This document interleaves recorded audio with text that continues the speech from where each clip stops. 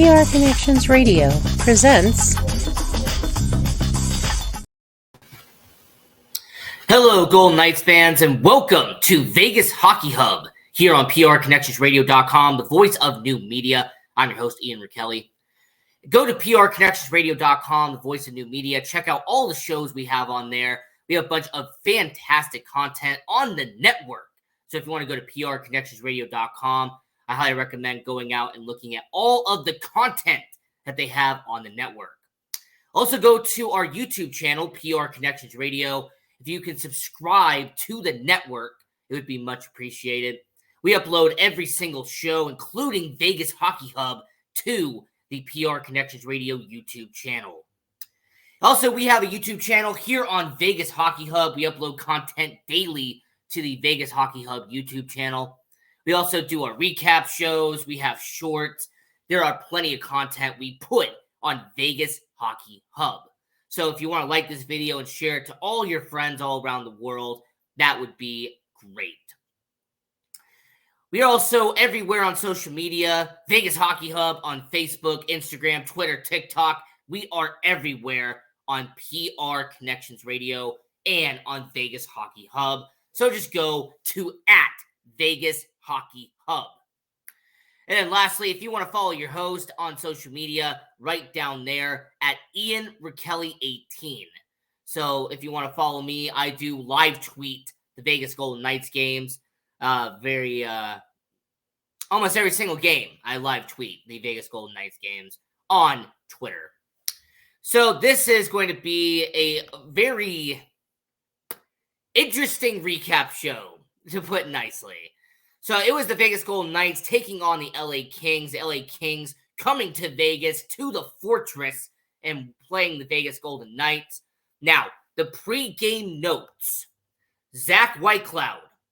A few days ago, he was in practice wearing a red non-contact jersey. In fact, we uploaded a video to our social medias of us at practice and Zach Whitecloud in that red contact jersey, trying to get back on the ice, trying to come back to the Vegas Golden Knights organization. Well, before the game against LA, Zach Whitecloud was actually in a normal gray jersey. So it looks like he is going to be coming back to the Golden Knights soon. Now, we cannot say if it's going to be the game on Saturday or if it's going to be next week. But Zach Whitecloud is slowly but surely making his return to the Vegas Golden Knights. He's practicing. He's wearing a full contact jersey. So that's a lot of good news for Vegas Golden Knights fans. What is not good news is the fact that Chandler Stevenson is out with an upper body injury. He will be out for the next 2 games for the Vegas Golden Knights. So in return, their super call-up, as I like to call him, Jonas Roundbeer, is in for the Vegas Golden Knights. So he gets called up for like the 5th time already from Henderson. Chandler Stevenson is now out. And then you also had a situation where you have Chandler Stevenson, he is out. Nick Waugh, he is out. So all of these changes are forcing the Vegas Golden Knights to change up their lines. And the lineup changes were actually very interesting and very notable. So the first line was the same. Barbashev, Marchessault, and Eichel. But line 2, William Carrier, promoted from line 4 up to line 2.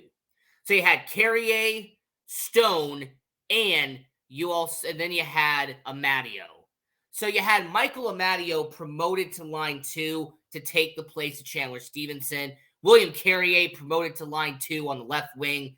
And then you had Mark Stone. He's always been on that right wing, top line or second line. The third line was kind of around the same the last couple of games. Paul Cotter, Pavel Dorofeev, and William Karlsson. And then your last line, the fourth line, was where you had Jonas Roundbeer, Keegan Kolazar, and Brett Howden. So this lineup has been changed quite a lot from opening night.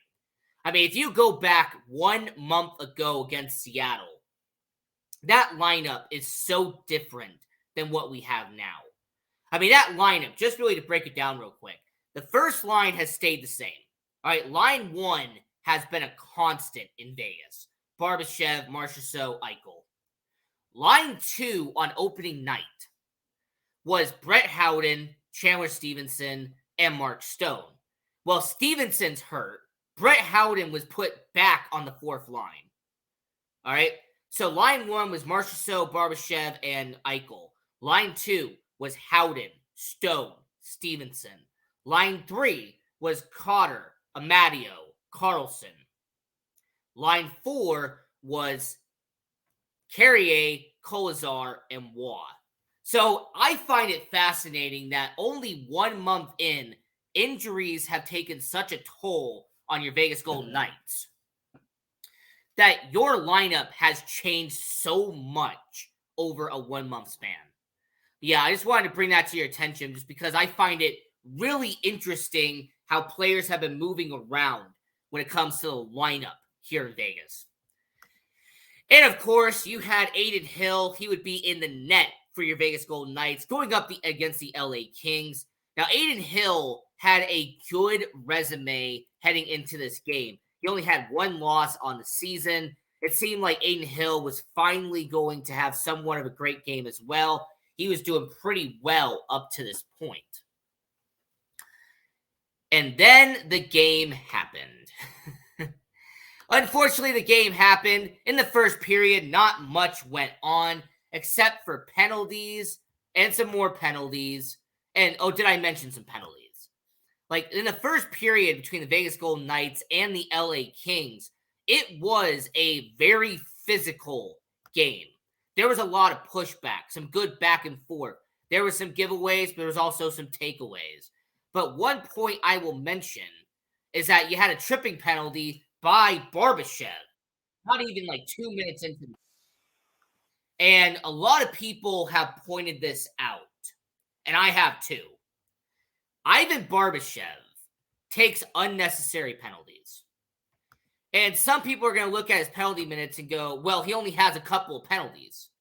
But it seems like almost every penalty that he has had is unnecessary. It didn't have to happen. Like right now, Ivan Barbashev has 12 penalty minutes. But all of those penalty minutes, for the most part, you had that double minor that he had earlier in the season. Now you have a tripping penalty, and that could have cost Vegas. Thankfully, it didn't. But it's just another example of Ivan Barbashev, unfortunately, taking an unnecessary penalty by tripping Drew Doughty. So after a first period where not much happened, where there was no scores, only a few penalties, but a lot of physicality, period 2 is where it started to heat up. So in the second period, Kevin Fiala with a tripping penalty against Shea Theodore. And then a few minutes later, Alec Martinez with his own tripping penalty against his former teammate, and Anze Kopitar. Well, somebody had to get on the board, right? It was bound to happen. A player was going to put the puck in the back of the net. However, the way it happened was interesting. The way the goal happened, some people say it's a Mickey Mouse goal. It was an easy goal, a cheap goal, whatever you want to say it was, but it was a goal nonetheless.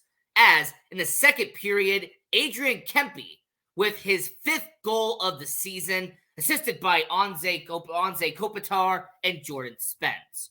Now, the way the goal happened is that it was on the left shot. All right, and it went off Alex Pietrangelo, redirected, and Adrian Kempe just scored and put it in the back of the net. It was just a very easy goal by LA. I mean, it was just a simple redirect and went off Pietrangelo. I mean, really nothing Hill could have done on that play. When it's a redirect like that, you can't shift your body that quick.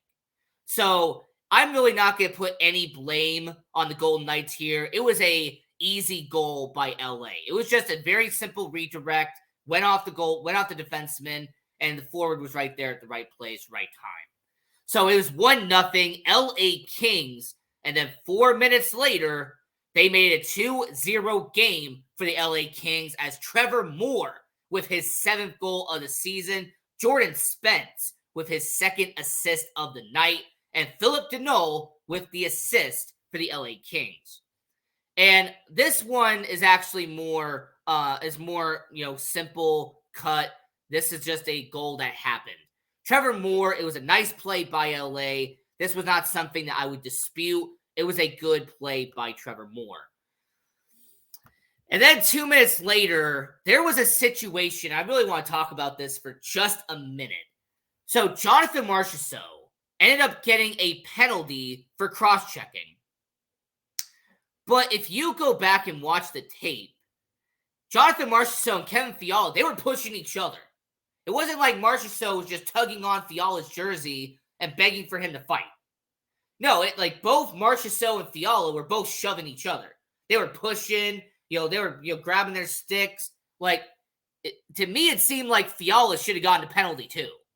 Marchessault, if you want to say instigated it, then maybe get a 2-minute penalty for instigating. But he got a cross-checking penalty, even though Fiala was pushing him as well. That just seemed like an unfortunate situation. It just seemed like Marchessault was ready to go, and Fiala just didn't want to go. So, yeah, 2-minute penalty for Marchessault for cross-checking. For me, it was just a situation where Fiala should have gone, should have been a fight, but unfortunately it wasn't. And then with less than 1 minute left in the second period, you had a penalty on the LA Kings. There was a hooking call against William Karlsson. So, yeah, the second period had a lot of penalties. It was a sloppy second period for the LA Kings and the Vegas Golden Knights when it came to penalties. And the second period also kind of was similar to the first period. And what I mean by this is your Vegas Golden Knights, and they've had a great season so far, but clearing the puck was very difficult for Vegas. It seemed like the Vegas Golden Knights just had a really bad problem at trying to clear the puck out of the zone. The LA Kings kept on getting a lot of opportunities. They kept getting a lot of good opportunities on offense because Vegas just struggled against LA to clear the puck out.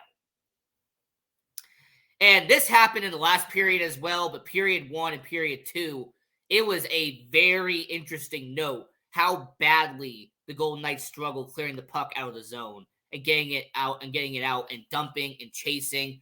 It just wasn't a good first and second period for the Vegas Golden Knights. Now, to start the third period, Mark Stone with a hooking penalty, he would go to the box. It actually would be the last penalty of the game. However, this would lead to an opportunity for the LA Kings, and Pierre-Luc Dubois nailed the opportunity as Pierre-Luc Dubois with his 4th goal of the season, assisted by Adrian Kempe and Kevin Fiala to make it a 3-0 game for the LA Kings. I also have to make note that this was the second power play goal the LA Kings had. The Trevor Moore goal was a power play goal. Pierre-Luc Dubois is a power play goal. So for a team that does pretty well on the penalty kill, to let up 2 power play goals in one game is very unfortunate for the Vegas Golden Knights. This was a team that was pretty confident in their ability to be a penalty kill, being one of the best penalty kills in all hockey, and to let up 2 power play goals in one game. That's just something you don't see much. And I will then also point this out as well, as we are talking about it here on Vegas Hockey Hub. We're doing our recap of the Vegas Golden Knights game against the LA Kings. So somebody will mention this, so I will do it now. On the penalty kill, the Vegas Golden Knights are ranked 10th in penalty kill. The LA Kings happen to be 9th, right just above them. And when it comes to the power play, I mean, the LA Kings are 14th. The Vegas Golden Knights are 12th. So Vegas Golden Knights are 12th in the power play and 10th in penalty kill. So it seems like the Vegas Golden Knights are what you would say above average, right? There's 16 teams, if there are 32 teams, 16 is average. So if you are 14, if you're 12th and 10th, that is above average when it comes to your penalty kill and the power play. But yeah, just really sloppy on the penalty kill. 2 power play goals by the LA Kings in this game. And then finally, with a few minutes left in the game, Wild Bill William Karlsson gets the first and only goal of the game for the Vegas Golden Knights. It would be the 7th goal of the season for William Karlsson, assisted by Alex Pietrangelo and our captain, Mark Stone. So it would be a 3-1 game, and like always does in hockey, with 2 minutes left, Vegas Golden Knights would pull Aiden Hill out of the net. It would be an empty net situation for the LA Kings. And who else but Anze Kopitar to score with an empty net? 7th goal of the season for Anze Kopitar, assisted by Quentin Byfield.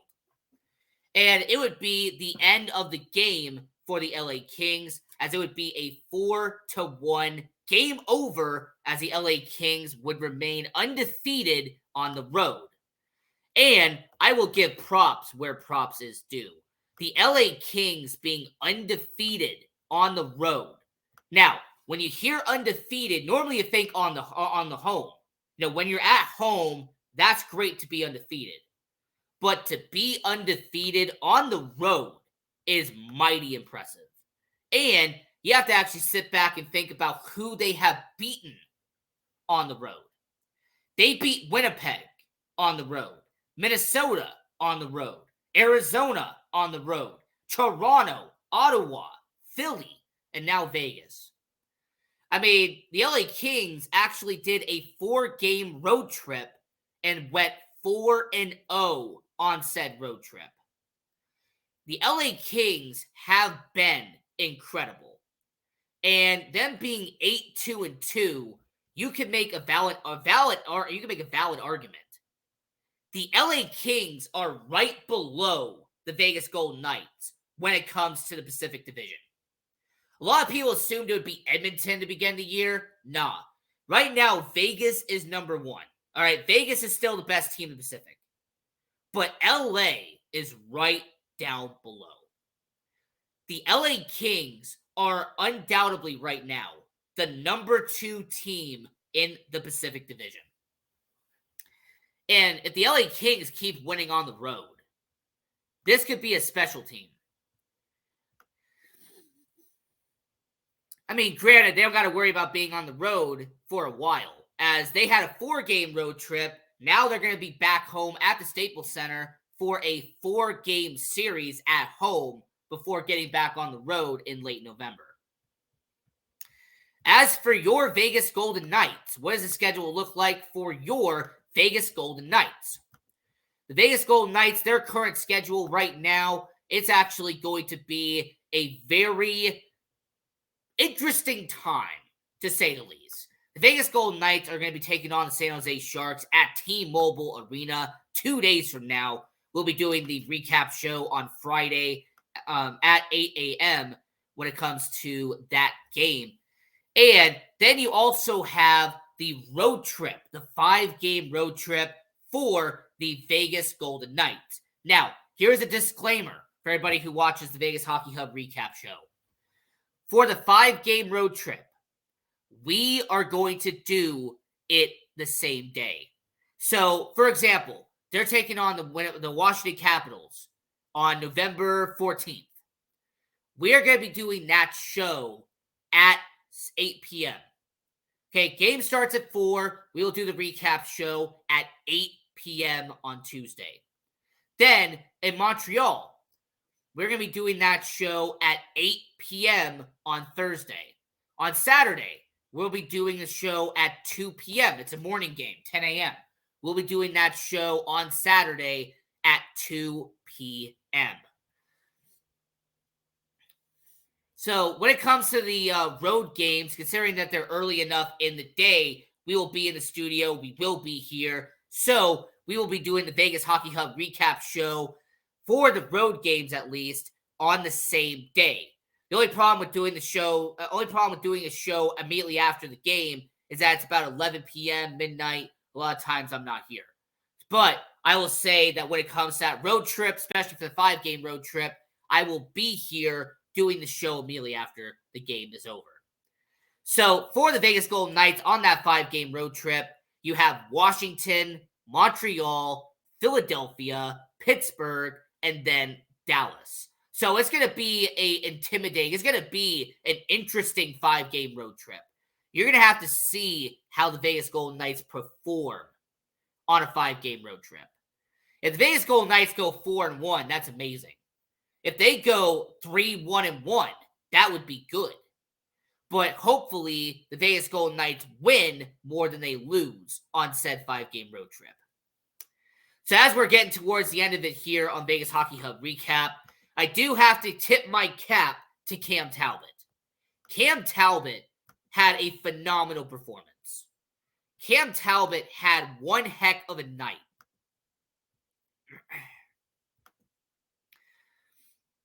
As Cam Talbot had 37 saves, the Vegas Golden Knights had 38 shots on net. Cam Talbot stopped 37 of said shots. Always got to tip my cap to them there. Of course, the Vegas Golden Knights 11-2-1. It's no secret. The Vegas Golden Knights have lost their last 2 games. But you know what? A losing streak happens. It's unfortunate, but it does happen in hockey. 82-game season, it's not abnormal. What we're hoping for here in Vegas is that the Vegas Golden Knights stop looking sluggish like they did against LA. Heck, people are accusing Vegas of doing this against Anaheim. Like the last period, the third period against Anaheim, Vegas Golden Knights they just look sluggish. They look fatigued against Anaheim. And against LA, man, they look sluggish all game. It just seemed like the Vegas Golden Knights had little to no energy against LA. It was just unfortunate to see. And then lastly, we're going to talk about the injuries real quick. Because the Vegas Golden Knights also had one more injury that hit them in this game. Alec Martinez is now once again on the injury list. Alec Martinez, who did play in the game against LA, he came back from injury a couple of days ago. Alec Martinez is now back with an undisclosed injury. So Chandler Stevenson has an upper body injury. He's out. Nick Waugh, undisclosed injury. He is out. Zach Whitecloud trying to come back. Nick Hague has a lower body injury. It's undetermined when he's going to come back. So Stevenson, Martinez, Hague, Whitecloud, Waugh. I mean, this team is being affected by injuries at possibly the worst time. The Vegas Golden Knights are just stockpiling injuries at this point. And for a while, you'll be able to keep it up. For a while, you'll be able to maintain it. Kaden Korczak is probably going to be put back in the lineup now that Alec Martinez is hurt. But this cannot last forever.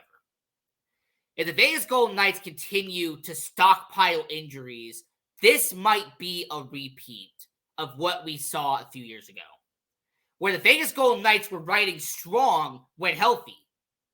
But once those injuries started catching up, Vegas started to fall off a cliff. Now, as a person who's hosting Vegas Hockey Hub, I certainly hope that's not the case. As a host and someone who supports the Vegas Golden Knights, I hope it doesn't happen. But if you continue to get injured, if you continue to put players on the injury list, it's not a good look for Vegas. So this is Vegas Hockey Hub. This is Vegas Hockey Hub Recap. I'm your host, Ian Rachiele. And until next time, I'm your host. We're going to be doing a player profile. We'll be uploading that today onto the PR Connections Radio YouTube channel at 6 p.m. Pacific, 8 p.m. Central, 9 p.m. Eastern. So until then, I'm your host, Ian Rachiele. Continue watching hockey. Go support junior hockey. And go Knights, go.